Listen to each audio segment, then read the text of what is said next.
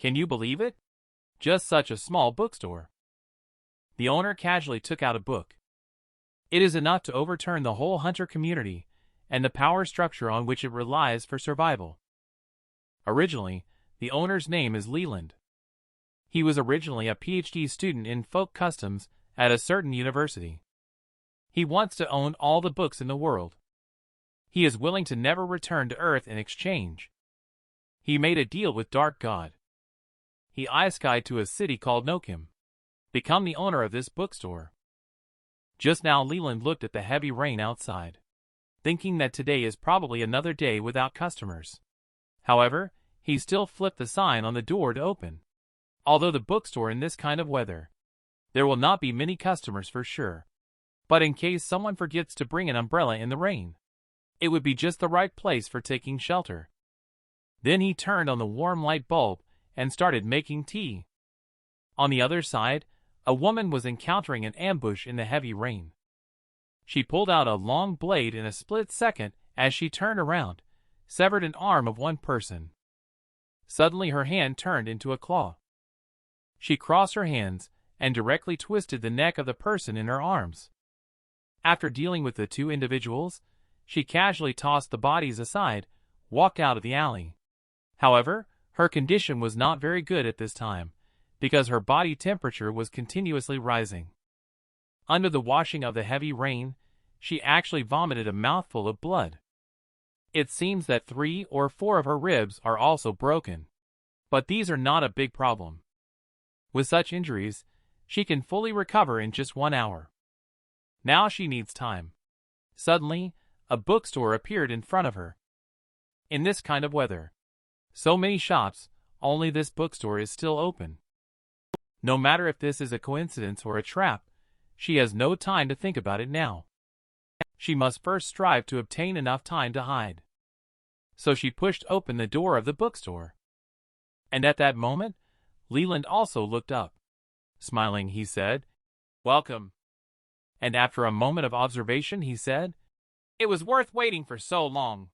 Braving the rain to come is a beautiful guest." He looked at this beautiful woman, who seemed to be full of stories from every angle.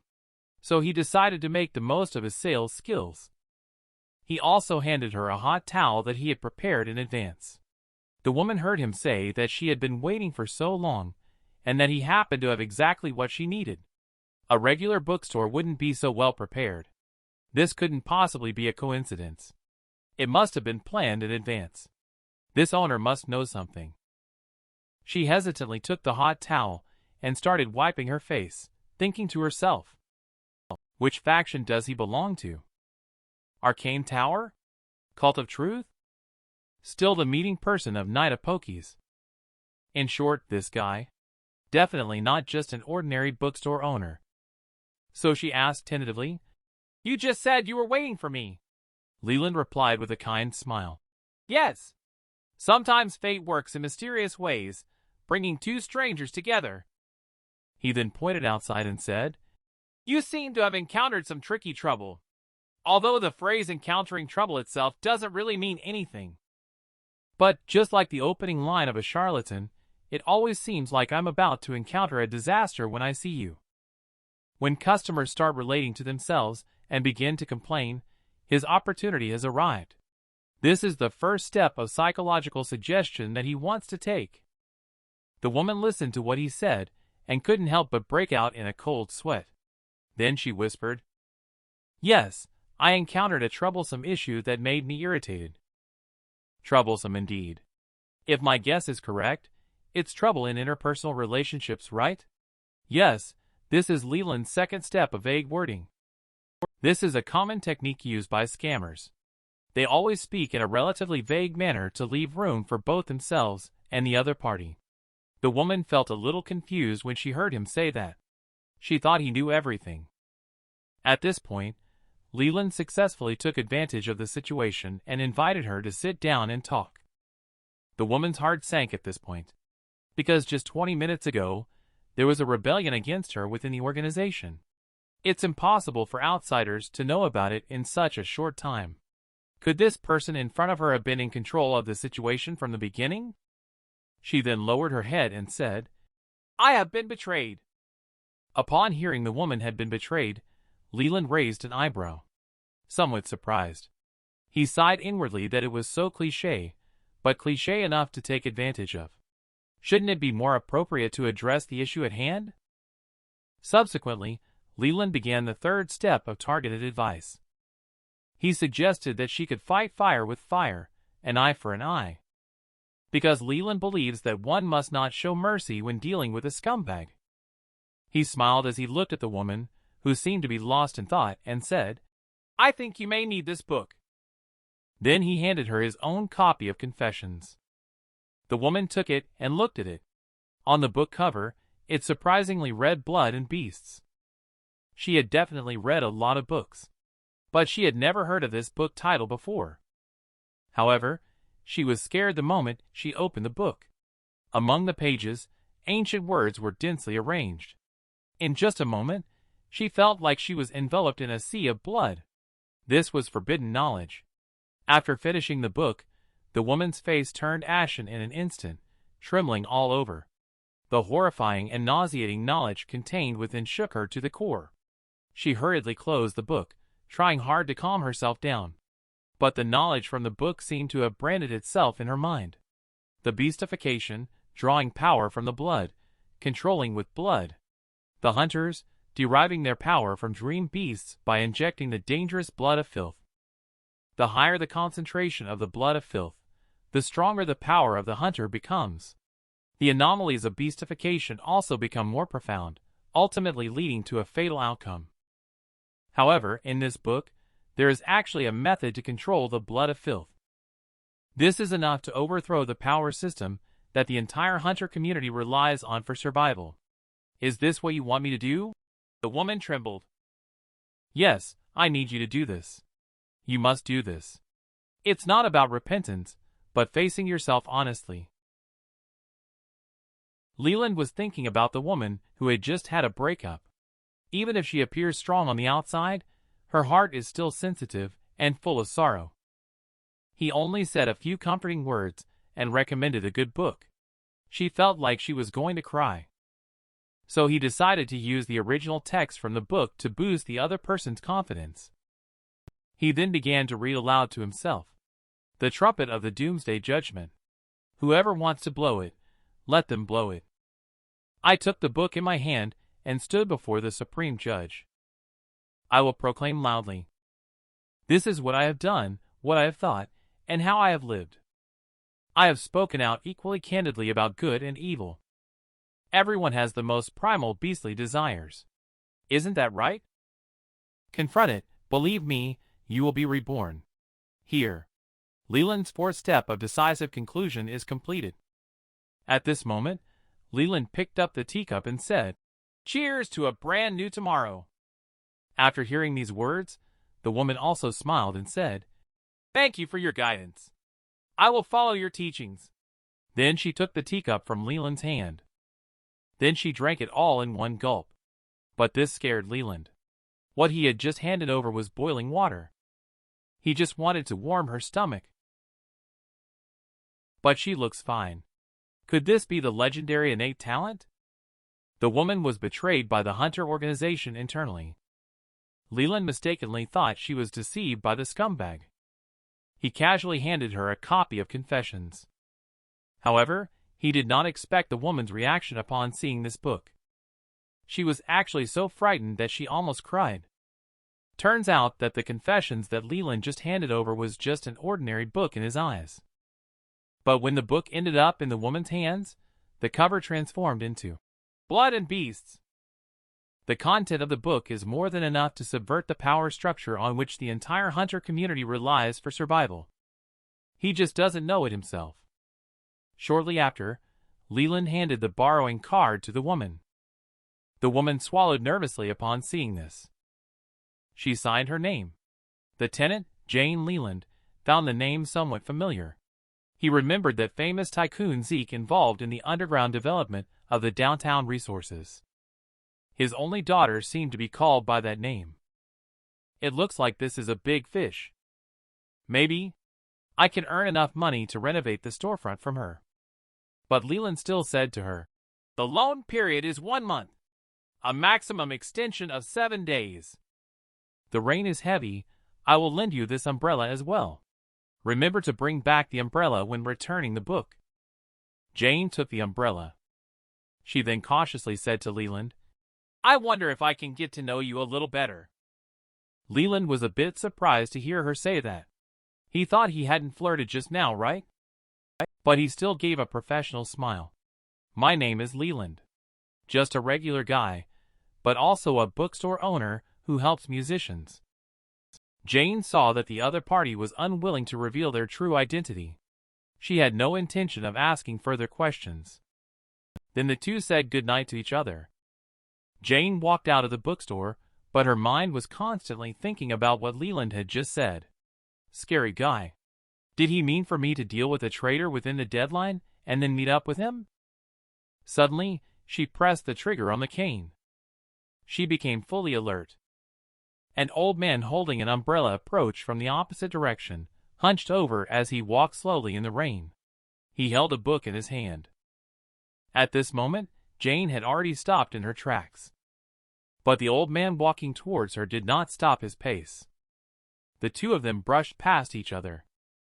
Jane didn't even have time to open the switch of the blade cane. It's not that she didn't want to.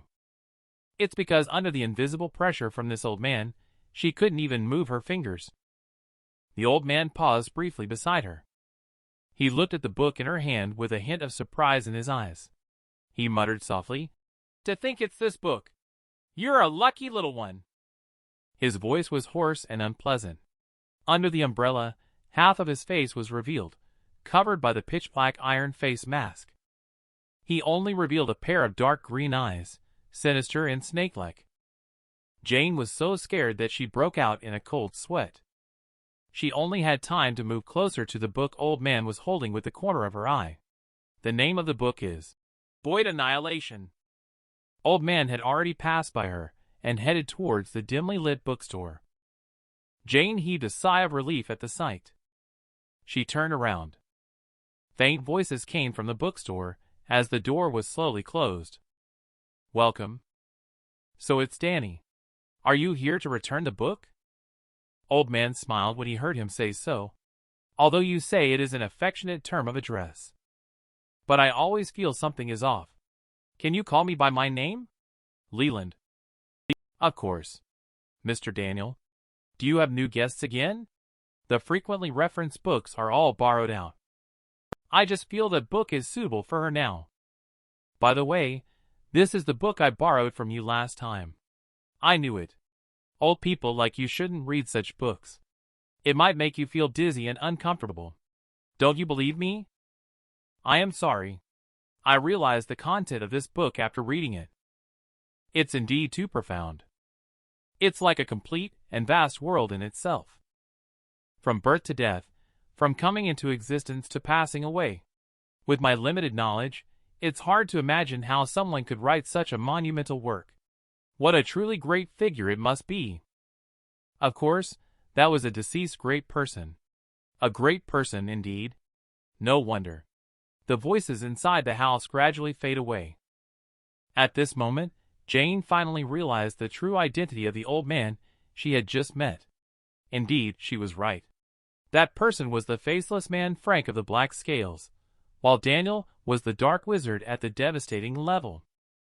According to the regulations announced by the Cult of Truth in 1788, extraordinary beings are divided into 4 levels. From low to high, they are anomalous level, panic level, devastating level, and immortal level. Black Scales faceless man Frank Daniel. His most distinctive feature is the mask on his face.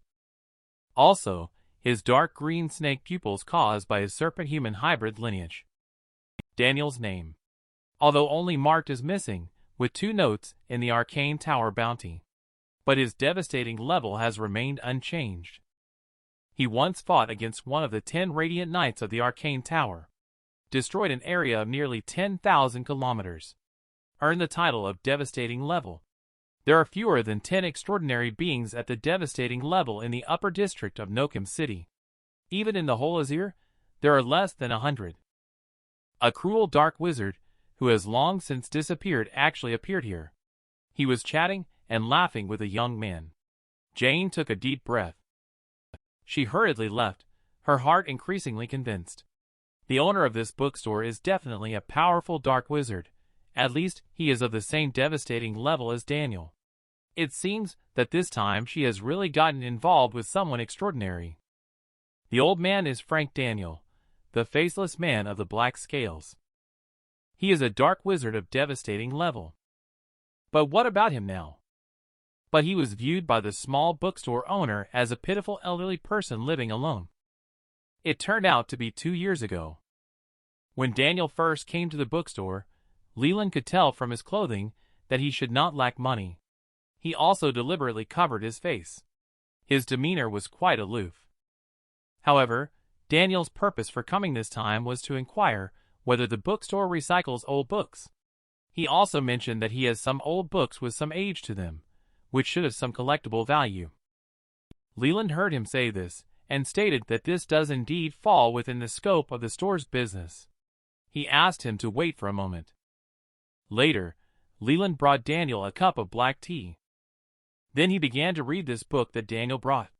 He saw that the other person had very in-depth research on various obscure languages. He is a focused and highly accomplished linguist, so he is ready to start from this aspect next. So he said to Daniel, "The book you brought touches on some very obscure, even endangered languages research. The characters in it are full of magic between the lines, which is truly admirable." After hearing Leland say this, Daniel was very surprised. He thought to himself, how could he sense magic from these manuscripts? After undergoing my exorcism ritual, even beings of devastating level should not be able to detect any anomalies. He has been handling everything calmly since I entered the store. Who exactly is this person? I can clearly feel the air of ether from this person. But this guy is definitely not an ordinary person.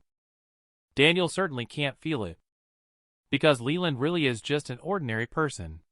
What the two of them are talking about magic are completely different.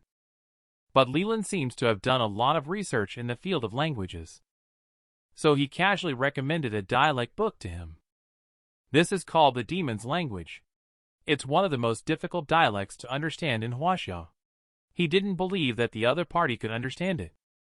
Sure enough, the situation unfolded as he expected. Daniel couldn't even hold the teacup in his hand after seeing this book. The teacup dropped directly to the ground. He was even more deeply attracted to this book, Demon's Language.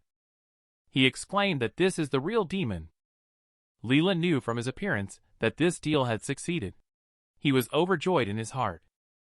But at this moment, Daniel asked him where exactly he had obtained this rare edition.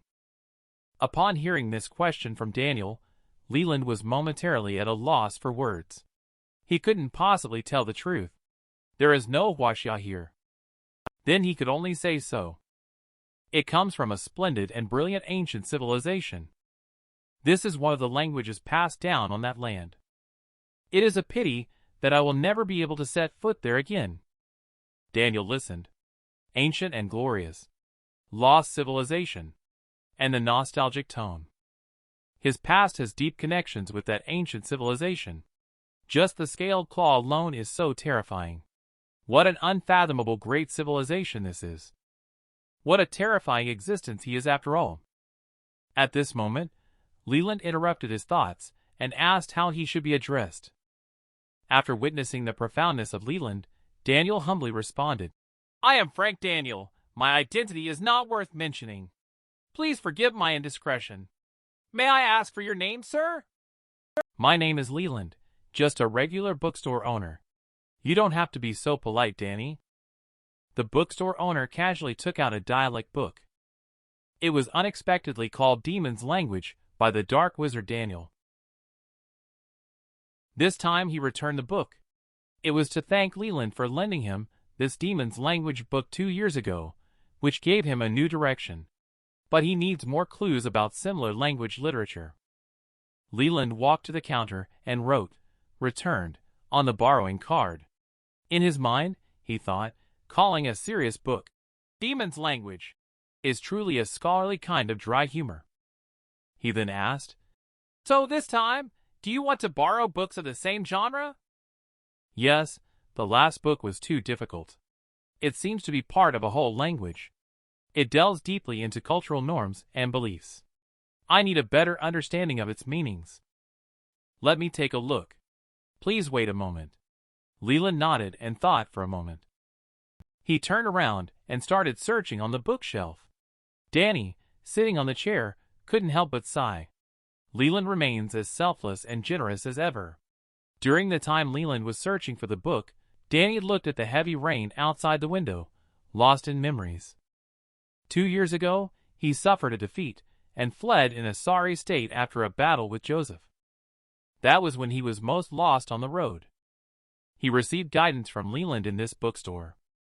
He can freely take out the rare edition and face the devastating level while completely concealing the fluctuations of his ether. This sir must be a reclusive scholar far beyond the immortal level. 2 years later, he finally found the research clues to the forbidden spell and the knowledge left behind in that book. This means that the opportunity for him to advance further towards the immortal level is right in front of him.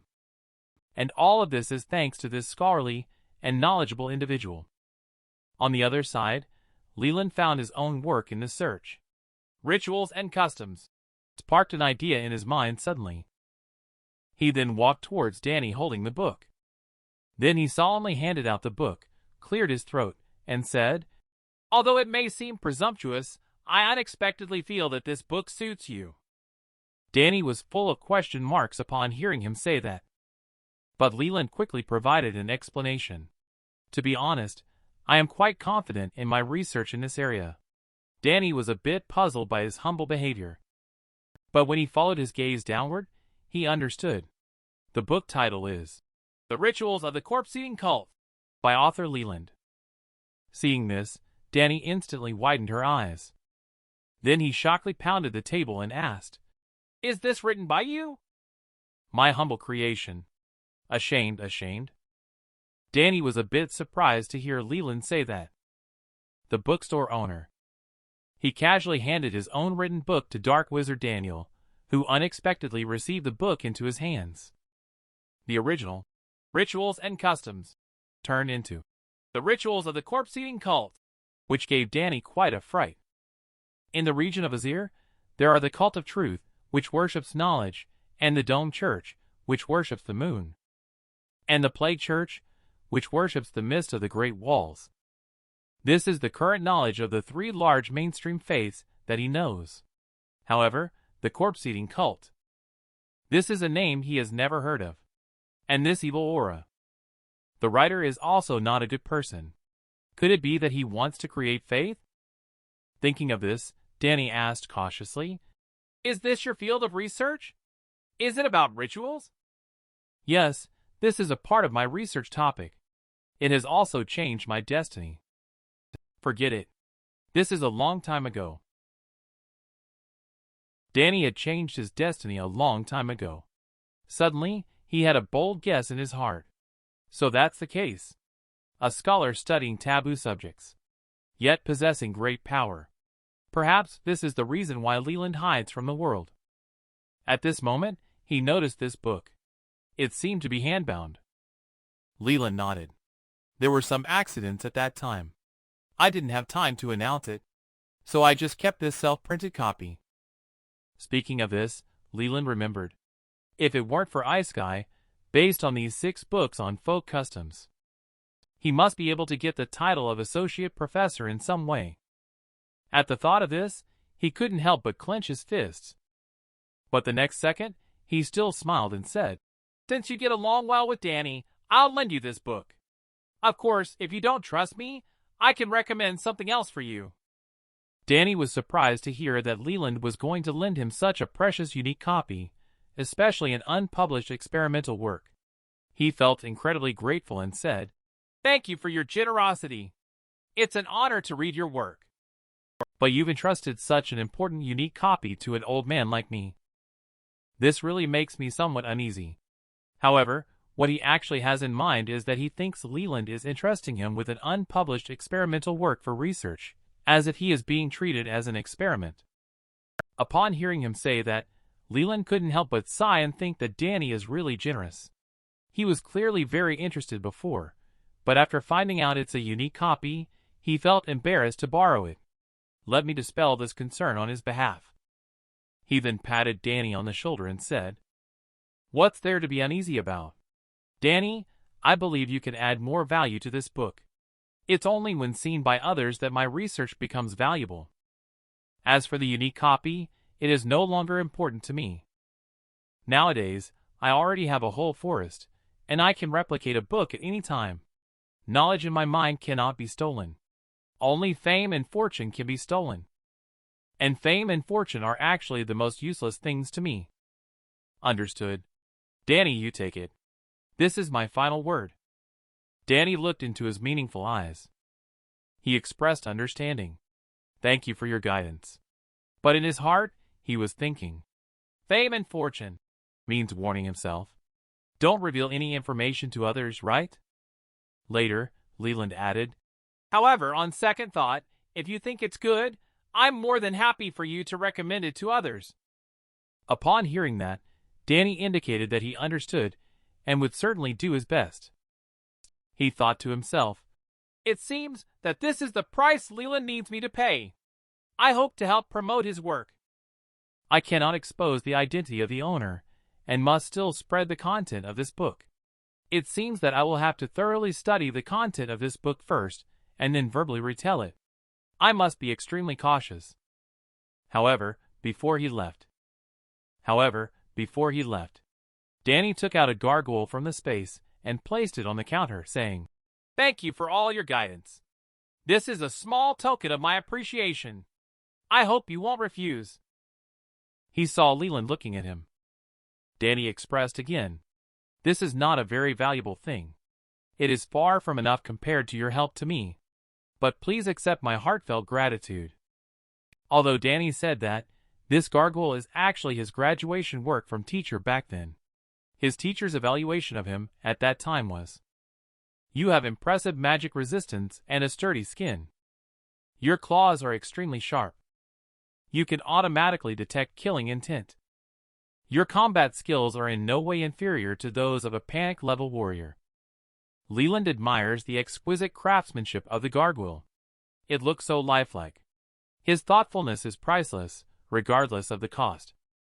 It feels like it can be used to ward off evil and avoid disasters. Gargoyles, this thing.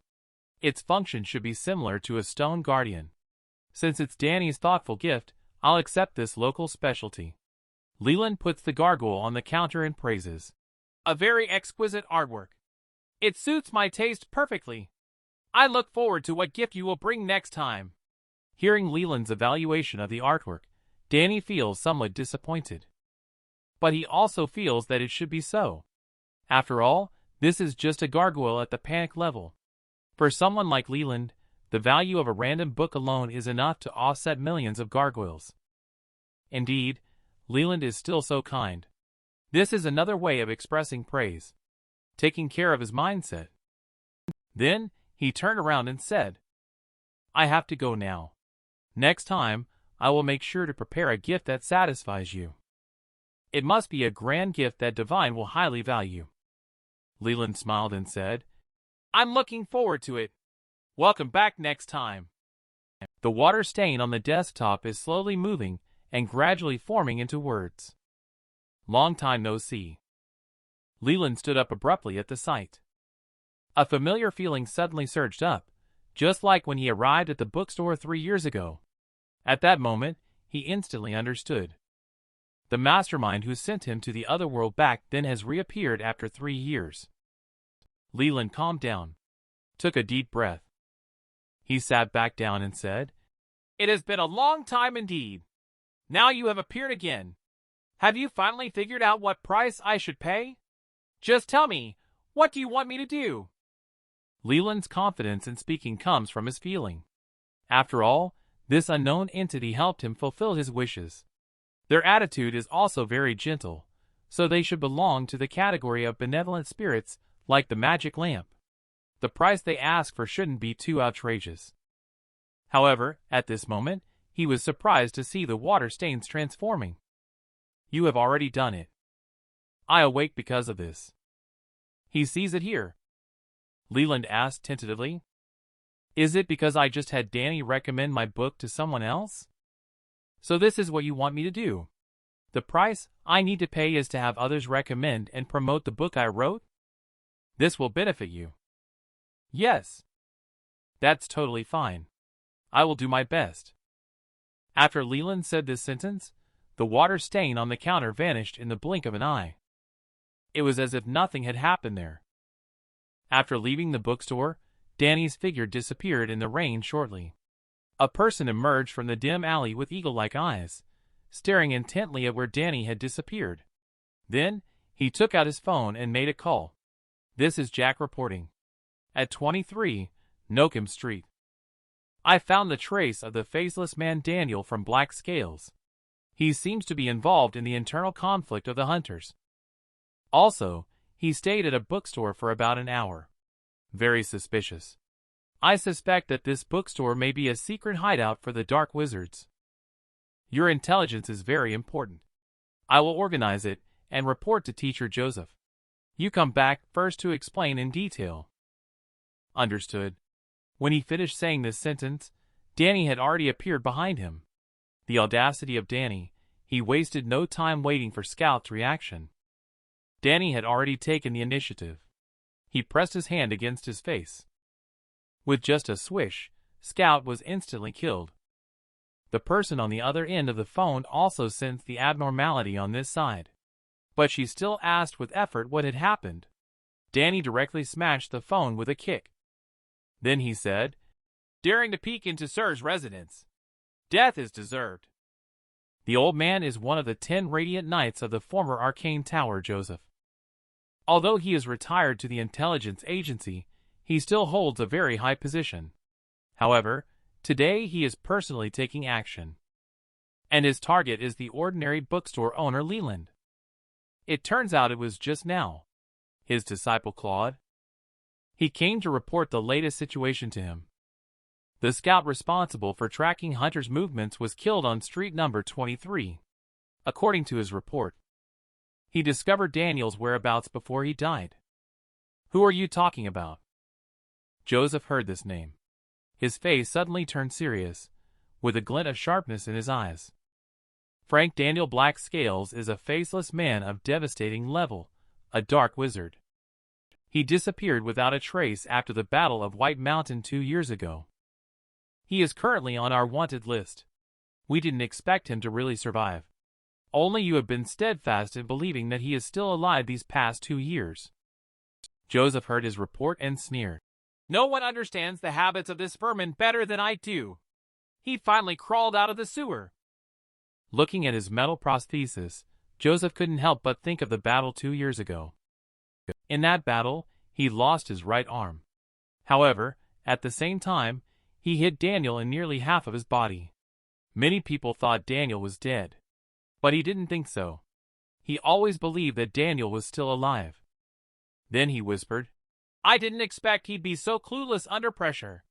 It seems his walnut-sized brain finally squeezed out some moisture. What is he doing on street number 23? Because scouts seem to have been killed by Daniel. The intelligence we have obtained is very limited. Currently, we have only investigated that he entered a seemingly very ordinary bookstore and stayed for over an hour. It seems that he was either buying books or borrowing books. A dark wizard who gains power through language buying books. Fairy tale. This bookstore must have a shady background. Have you checked its background? The bookstore is operated by Ash Tree Guild and has been in business for 3 years. It has a good reputation, but not many customers. The only unusual thing is that the bookstore owner seems to be an outsider. We suspect that it may be the base of a dark wizard. However, we are not sure. What are you not sure about? Claude hesitated a little and said, Ash Tree Guild is the property of the druid priest. They are followers of nature and forest. It is impossible to associate with the dark wizard. It damages the reputation of the Ash Tree Guild. The druids may protest to the Arcane Tower. Joseph slammed the wall and said, These bunch of wastes. It's really troublesome. Joseph heard him say so. He strode up to Claude and said, I ask you, what is our night's mission? Eliminate darkness. In that case, we absolutely cannot compromise with darkness and its accomplices. Daniel stayed in this bookstore for a full hour. Could it be that he was just chatting inside? Was he just reading books and drinking tea? Lying ghost. My dear disciple Claude, a poor and evil dark wizard, was reading in an ordinary bookstore. If you really think so, then I'll put on these pointed mithril boots. I'll kick your butt hard. But Teacher Ash Tree Guild still provides 40% of the funding for our intelligence agency. Joseph suddenly turned pale when he heard this. His heart felt as if struck by lightning. At that moment, he didn't know what to say. The quiet atmosphere was a bit intimidating. Then he took 2 deep breaths. He walked out from behind the desk. Putting on his coat, he said stylishly, I want to see what tricks this bookstore has up its sleeve. After Jane got her hands on Blood and Beasts, she reached a panic level in strength. After her return, she is able to suppress the blood of filth in her body even more. Even in a highly beastification state, she is able to maintain her sanity. Therefore, she fought her way back to the White Wolf organization, with her most loyal group of subordinates standing behind her. Kay, Max, and Ryan. As the second leader of the second largest hunter organization, White Wolf. Jane's original direct subordinates are certainly more than just these 3 people. But she suffered an unforgivable betrayal. She returned again. The remaining people, of course, became corpses. Kay and Max are originally her subordinates. They are also subordinates of her father. His spirit has long been imprinted with runes by the White Wizard supported by the family, so he can maintain his sanity against the erosion of the egg of the magic mirror. While Ryan, on the other hand, surrendered not long ago. He voluntarily joined the White Wolf faction within the hunter organization led by the first leader, Harris.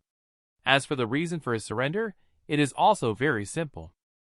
Because this guy witnessed Jane's return.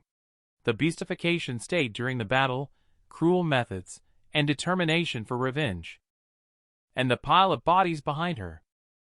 Soon a few people arrived at the church. But the moment they walked into the hall, they saw a tall, thin man pierced through by a sickle, nailed directly to the floor of the church. This man was Chris, the third leader of the White Wolf organization. Jane saw that something was not right. She quickly asked Max to bring the reagent. At the moment, she reached out to take it. She inserted a needle into Chris's heart. A large amount of blood of filth quickly took effect. The wound on Chris's neck wriggled and grew. In the blink of an eye, it healed. At the same time, his eyes were rolling wildly and turning white. Eventually, they transformed into Beast Eye. Answer me, Harris. Did he take the egg of the magic mirror away? Jane stared into his eyes and shouted firmly. At this moment, Chris revealed a sinister smile and said, He will come. Just as he finished saying this sentence, the next second, he turned into a mist of blood. Jane punched the wall. Looking at the messy hall, Max said quietly, Jane, why don't we go find Mr. Wood for some advice? As a wizard supported by the family, he surely won't refuse to help. No need, you guys continue searching. Jane took a deep breath and said, Ryan, come with me. Ryan asked nervously where they were going. Jane replied in a low voice, Street number 23.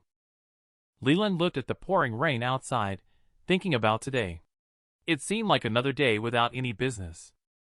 At this moment, Jane pushed open the door of the bookstore. She also shyly greeted him with a smile. Leland saw that it was a returning customer. He instinctively smiled and said, Welcome back. In his heart, he thought that his wish had truly come true. It didn't take long for customers to arrive. It seems that this Jane might really have a lucky koi constitution. She is definitely worth nurturing. Holding on to this mindset, Leland's smile deepened a bit as he said, So it's Jane! I didn't expect to see you again after just 3 days. In my struggling bookstore before, No customer would revisit in such a short time. You are the first. You are the first one. Jane bit her lip, feeling a wave of embarrassment. She thought to herself, it seems that Leland is quite disappointed in me. I have clearly received such strong and powerful guidance. I should have resolved the matter in one go. Now I have to seek help from the bookstore halfway through. I may be the most useless customer here. Suddenly, she seemed to have discovered something. Her gaze couldn't help but fall on the statue behind the counter. Her heart skipped a beat. The gargoyle summoned by the wizard clearly shows no trace of ether fluctuations, yet it still emits a strong pressure. He has always hidden himself like an ordinary person. This time, he was able to produce something like this. Could it be to comfort me? Even if my existence is as weak and powerless as a child, is he still willing to treat me as before with tolerance and encouragement? What a generous and broad-minded person he is. She felt so ashamed to the point of having nowhere to hide. I'm sorry I let you down. At this moment, Ryan also pushed the door open and entered.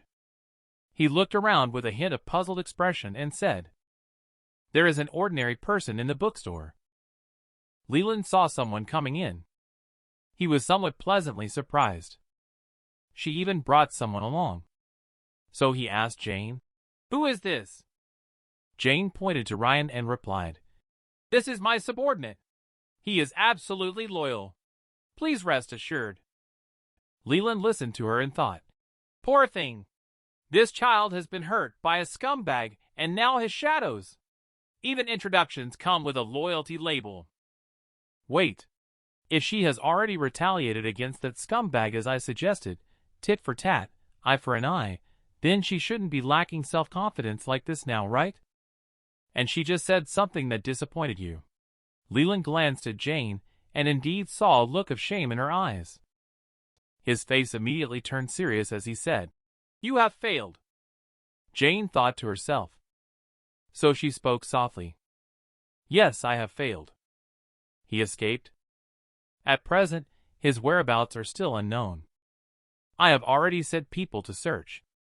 But I don't have any clues yet. In fact, our conflict only lasted for 2 days. And after following your guidance, I have made great progress. He is almost in full retreat. Just yesterday, after a grueling 5-hour battle, although I paid a considerable price, I successfully destroyed his main camp. However, it wasn't until that moment that I knew. He should have known early on that he was no match for me. So he betrayed me early and his accomplice ran away. Now it seems that I was too careless. Things were going too smoothly. It was an abnormal warning signal. I'm sorry, Leland. I was too complacent for a moment. No, it's okay. It's not your fault. Leland's expression remained unchanged on the surface. But in his heart, he was wondering what was happening. This Jane's love affair is like going to war. But they say the dating scene is like the business world. The business world is like a battlefield. So, an equivalent exchange would be the dating scene is like a battlefield.